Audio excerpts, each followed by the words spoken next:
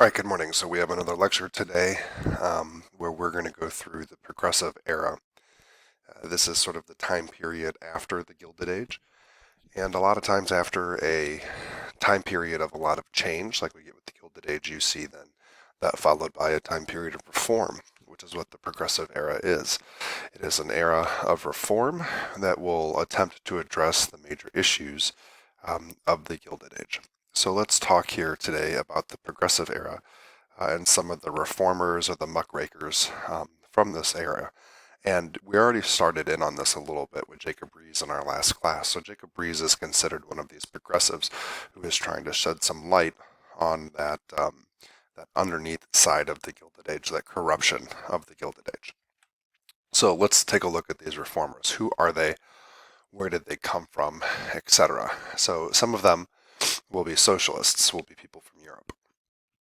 Immigrants who are coming over and bringing their ideas with them about how to change industrialization. You have to remember that, that England industrialized long before the United States, and in the United States, it was industrialization was interrupted by the Civil War.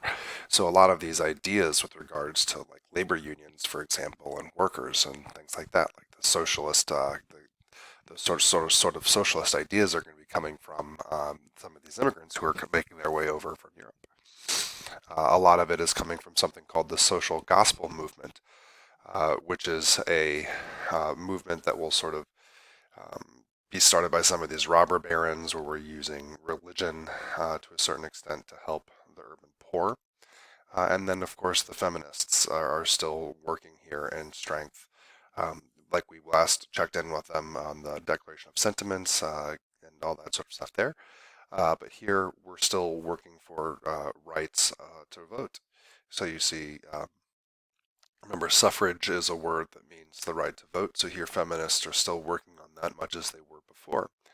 And we'll talk a little bit about Jane Addams here and the women's rights movement and how it sort of progresses during um, industrialization.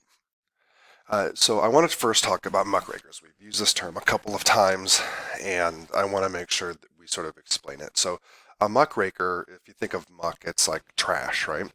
And someone who is raking through the trash is someone who is basically focused on sort of the wrongs of society. They're trying to right these wrongs of society. So these so-called muckrakers are going through the muck of the Gilded Age, that sort of that corruption, that underside of the Gilded Age, and trying to bring some of these abuses to light.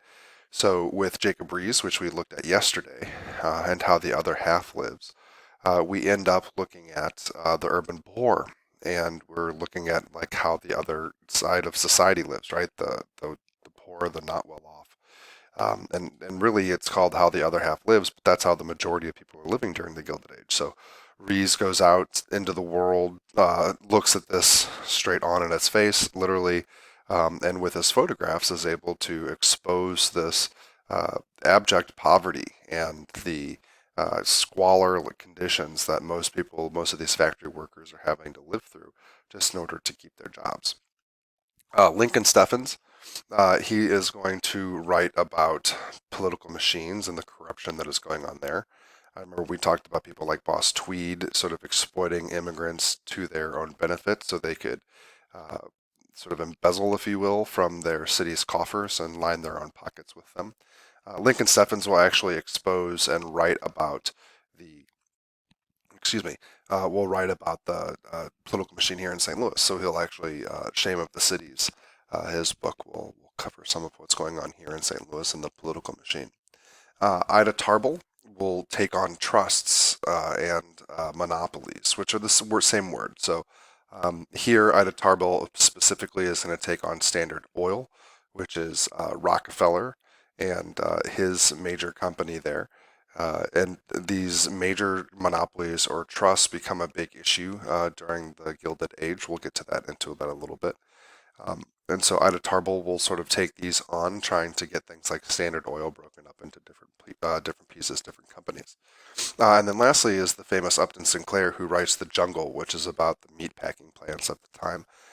So basically, Upton Sinclair goes undercover as a meat packer, and he will take the information that he learns from the jungle, things that are going on in these meat packing companies, and will publish them.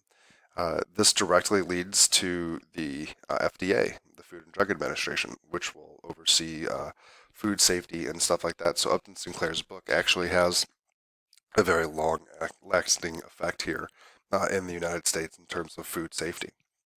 So all of this together, you can see all of the social change that is sought are going to be sort of highlight the bad, right? So they sought social change and highlighted the bad, but there are really not a whole lot of ways or ideas to fix a lot of these problems, right? So Rees exposes the poverty going on to the United States without really suggesting a solution, for example, which is what this last point is saying. Now, Sinclair does get the solution with the FDA, but a lot of times, a lot of these muckrakers are just raking up the muck, right? They're just sort of exposing the corruption without really giving clear ideas on how to fix things, which is why T.R. Teddy Roosevelt refers to them as muckrakers, people who are just kind of raking up this sort of corruption, this sort of muck, but not really fixing it.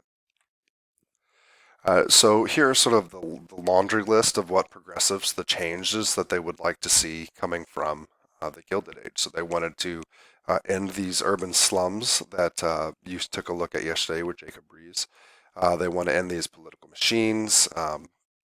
You can see regulation of trusts and monopolies. They want women's rights. They want the right to vote. And believe it or not, they want a federal income tax that the government can sort of take in some of this money and be able to use it for services. They also would like to limit child labor laws, as you saw through Rees. A lot of times people were so poor that, you know, 8, 9, 10-year-olds had to work to be able to support their families. They want a limit on working hours. They want a 40-hour work week. They want minimum wage. They want holidays off, etc. And generally speaking, they want to be able to react to the um, abuses of industrialization to stop socialism. And this is really important because in other countries, communism and socialism was the response to these industrial abuses. Look in Russia, for example, and the Bolshevik Revolution coming on the heels of industrialization in that country. So here, really, they wanted democratic solutions. They wanted capitalist solutions to these problems of industrialization to stave off the eventual or perhaps inevitable rise of socialism and communism in the United States over these workers' issues. So these progressives were very much interested in keeping an American-style form of economy and in government. So just another laundry list here of some of the issues that progressives are facing. So we've talked about poverty and crime. They're going to talk about immigration. Alcoholism is still a problem. You know, so you can come down the list here.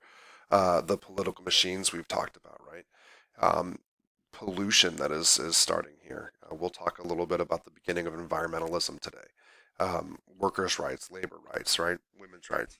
So there's going to be a lot of different approaches here, or at least a lot of different problems that progressives are hoping to find a solution to as they are sort of addressing the Gilded Age. They're addressing this period of rapid change and then wanting some reform to protect the sort of vulnerable that come out of this. So the vulnerable people of the Gilded Age, like immigrants and kids, right, and women, um, wanting to trying to make life a little bit better for these people uh, throughout the abuses that we've talked about in this unit so far. Okay, so let's take a look at some of the specifics now. So now that we've uh, had an overview, if you will, let's take a look at some of the specifics here of the Gilded Age. So one of the very first things they're going to do is try to regulate corporations. So during the Gilded Age, corporations get way out of control, right? They're able to have way too much power over their workers in terms of, and the public for that matter, right? Because trusts or monopolies are problems. Because when a company like Standard Oil, for example, becomes so big that they can buy out everyone else, they can essentially set the price of gas. And being able to do that is going to be a big problem for everyone. Because if you can set the price for gas and the automotive market and all that kind of stuff, right?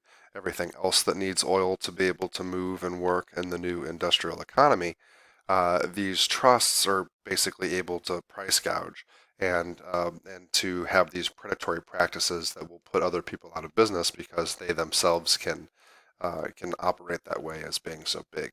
So one of the very first big regulations that come out of this to regulate corporations is something called the Sherman Antitrust Act.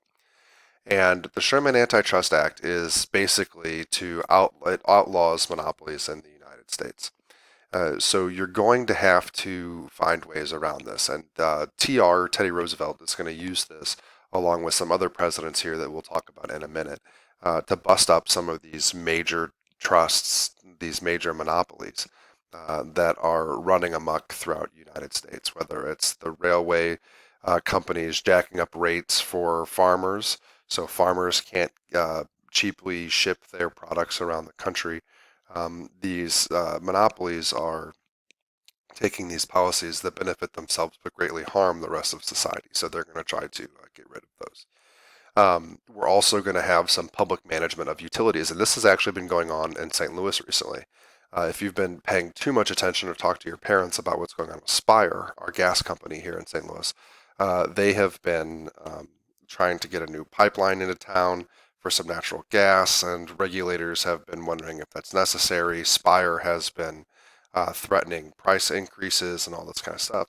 But for example here, Spire cannot raise the prices without some sort of regulatory body allowing them to do that, because here utilities like gas and water are going to be utilized in a way that here to where they can't just go and um, set prices however they want. Think about it. In St. Louis, Spire is the only company that provides gas. So if they decide to jack up the rates, there's not a whole lot anyone can do about it. And so we have this sort of what's called gas and water socialism, because the water company here in St. Louis, the gas companies here in St. Louis and everywhere really, they are have some sort of regulations over them. They can't do whatever they want because essentially they are monopolies, and they are monopolies with the most important resources that we have: gas, water, and electricity, right? And without that, they could charge whatever they wanted for electricity, and most people would pay for it because they have to. So that's the idea behind managing some of these public utilities. Is it's almost like they're monopolies in their own little areas, and we have to put some sort of regulation or some sort of oversight over them, so they don't just run amok and charge everyone an arm and a leg for necessities like water and gas. Continuing on the regulation of corporations, many states are going to pass tougher laws regulating work conditions in sweatshops. And they're also going to pass laws for workers who get hurt. So if you get hurt on the job, for example, you can't just be fired or let go. So workmen compensation laws will give injured workers insurance. They'll give them lost income. They'll give them money for their injuries. And I'm actually a perfect example of this. When I was concussed here at Limburg, I actually received a settlement for that, a workman's compensation settlement for being injured here on the job. So there's going to be a lot of workers' rights here. So work conditions will start to be regulated. Work injuries and what happens to people when they get injured in work will start to be regulated. How old you have to be before you can go and work will start to be regulated. So these corporations are going to basically have many of their worst abuses will have to stop because Congress will start to regulate all of them under these new rules. All right, I need to break these videos up into about 15 minutes to get them to fit onto YouTube. We're at about 14. So let's go ahead and stop here with part one, and I will take over in part two here in just a second.